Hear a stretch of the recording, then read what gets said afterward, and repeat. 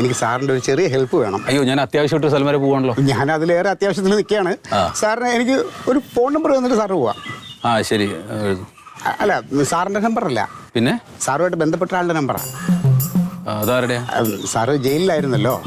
ജയിലിലായിരുന്നു, പക്ഷെ ഞാൻ ജയിലറായിരുന്നു. സാർ നല്ല നർമ്മം പറയുന്നുണ്ട്, എഴുതാൻ പറ്റും കേട്ടോ സാർ. അപ്പോൾ ഈ സാറ് സർവീസിലിരുന്ന സമയത്ത് ഒരു 6 പേരെ തലക്കടിച്ച് കൊന്ന ഒരു റിപ്പർ പപ്പൻ സാർ ആ സമയത്തായിരുന്നു. ആ പപ്പൻ്റെ നമ്പർ ഒന്ന് വേണമായിരുന്നു എനിക്ക്. അല്ല, എന്തിനാ പപ്പൻ്റെ നമ്പര്? ഒരു പുസ്തകം എഴുതിപ്പിക്കാനാ സാർ. അല്ല, അയാൾ എഴുത്തുകാരനല്ലല്ലോ. അല്ല, പക്ഷെ അയാളെ കൊണ്ട് ഞാൻ എഴുതിക്കും, അതാണ് എൻ്റെ രീതി. അനുഭവങ്ങൾ കിടക്കയില്ലേ, 6 പേരെ തലക്കടിച്ച് കൊല്ലുക എന്ന് പറഞ്ഞാൽ അതിൽ പേര് അനുഭവമുള്ള വേറെ ആരുണ്ട്? അപ്പോൾ ഈ 6 കഥകളും 6 അധ്യായങ്ങളാക്കിയിട്ട് പ്രസിദ്ധീകരിക്കുക, അതാണ് എൻ്റെ ലക്ഷ്യം. അയാളിപ്പോൾ വെറുതെ ഇരിക്കുകയാണ് അവശനായിട്ട്. അപ്പോൾ ഇപ്പോഴാകുമ്പോൾ എഴുതി തരികയും ചെയ്യും. ഇനി അഥവാ അയാൾ എഴുതിയില്ലെങ്കിലും ഞാൻ എഴുതി കൊടുക്കും. പറഞ്ഞു തന്നാൽ മതി എനിക്ക് അയാൾ. അപ്പം നമ്പർ ഒന്ന് തന്നാൽ. ഞാൻ നിങ്ങൾ പബ്ലിഷ് ചെയ്തിട്ടുള്ള ഒരു 2-3 പുസ്തകങ്ങൾ വായിച്ചു. അയ്യോ, എനിക്ക് വയ്യ സാറ്. ഇല്ല, മുഴുവൻ വായിക്കാൻ പറ്റിയില്ല. അയ്യോ സാറ്, സമയം എടുത്തിട്ട് സമാധാനമായിട്ട് വായിച്ചാൽ മതി. അത് വായിക്കാൻ കൊള്ളൂല്ല മന്മത, അത്ര ബോറാണ്. ഞാൻ അത്യാവശ്യമൊക്കെ ഈ അസഭ്യ വാക്കുകൾ മറ്റേ സർവീസിലിരുന്ന കാലത്ത് പറഞ്ഞുകൊണ്ടിരുന്ന ആളാ. പക്ഷേ അതിനകത്ത് നിങ്ങൾ എഴുതി പിടിപ്പിച്ചതുപോലെയുള്ള കാര്യങ്ങൾ ഞാൻ എൻ്റെ ജീവിതത്തിൽ ഇന്ന് വരെ പറഞ്ഞിട്ടില്ല. അതെല്ലാം നമ്മൾ പറഞ്ഞില്ലേ, പച്ചയായ അനുഭവങ്ങളാണ് ഓരോരുത്തരുടെ. അതുപോലെയുള്ള പച്ചയായിട്ടുള്ള അനുഭവങ്ങൾ എഴുതരുത്, അത് വളരെ ബോറാണ്.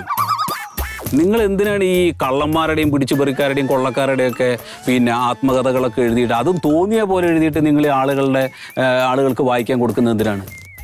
നിങ്ങൾ ചെയ്തുകൊണ്ടിരിക്കുന്നത് ഒരു സമൂഹത്തെ മുഴുവൻ ദൂഷിപ്പിച്ചുകൊണ്ടിരിക്കുകയാണ്. അത് മനസ്സിലാക്കണം.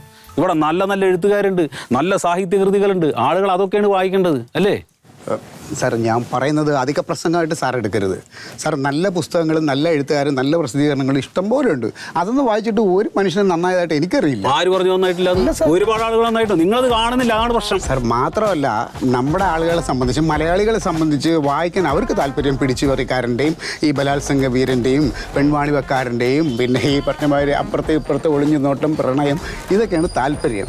അപ്പോൾ അതുകൊണ്ടാണ് ഞാൻ അതിൽ കോൺസെൻട്രേറ്റ് ചെയ്യുന്നത്. അപ്പോൾ അതിലേക്ക് വരുമ്പോൾ ഭാഷ ചിലപ്പോൾ ആ ലെവലിലേക്ക് അങ്ങ് പോകും. ഇല്ല, അങ്ങനെ അഴുക്കാവരുത്, സ്വയം അങ്ങനെ അഴുക്കാവരുത്. നിങ്ങളൊരു കാര്യം ചെയ്യുക, ആളുകൾ നല്ല രീതിയിൽ വായിക്കണം എന്ന് ആഗ്രഹിക്കുന്ന ആളുകളാണ്. അതുകൊണ്ട് ആളുകൾ നല്ല രീതിയിൽ വായിക്കട്ടെ.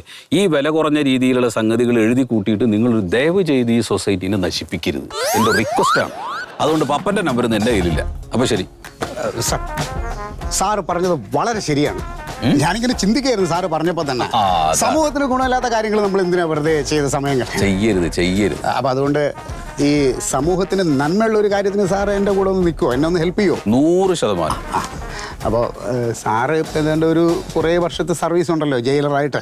അപ്പോൾ ജയിലിൽ ഒരുപാട് വ്യക്തികൾ ഈ പറഞ്ഞ മാതിരി പിടിച്ചുപറിക്കാർ, കള്ളന്മാർ, കൊള്ളക്കാർ, വാണിവക്കാർ, പീഡനക്കാർ, ഇവരെയൊക്കെ അവിടെ കണ്ടുമുട്ടിയിട്ടുണ്ട്. അവരുടെയൊക്കെ അനുഭവ കഥകൾ അറിയാം. പിന്നെ മാത്രമല്ല സാറ് ഡിപ്പാർട്ട്മെൻറ്റിൽ കൂടെ വർക്ക് ചെയ്തവരുടെ അതിനകത്തുള്ള കുതികാൽ വിട്ടും അതൊക്കെ സാറിന് അറിയാം. കാര്യം പറ. അപ്പോൾ ഇതെല്ലാം കൂടെ വെച്ചുകൊണ്ട് സാറിൻ്റെ ഒരു അനുഭവ കഥ എഴുതി എനിക്ക് തരണം. അതിന് ഞാനൊരു നല്ല പേരും കണ്ടുവച്ചിട്ടുണ്ട്, ഇരുമ്പഴിക്കുള്ളിലെ ഗോതമ്പുണ്ടകൾ. നല്ലതായിരിക്കും സാർ, പബ്ലിഷ് ചെയ്താൽ ആൾക്കാർക്ക് വായിക്കാൻ ഭയങ്കര ഇൻട്രസ്റ്റ് ഉണ്ടാവും. അയ്യോ, അതെ, ഞാൻ ഇത്ര നേരം നിന്നോട് വായിട്ടാൽച്ച ഒന്നും നിനക്ക് മനസ്സിലായില്ല. തൻ്റെ തലയ്ക്കകത്ത് എന്താണ് കുതിരച്ചാണകോ? ഈ തലമണ്ട ഞാൻ അടിച്ചു പൊട്ടിക്കും. ഈ മേലാരോട് സംസാരിക്കാൻ വന്നു കഴിഞ്ഞാൽ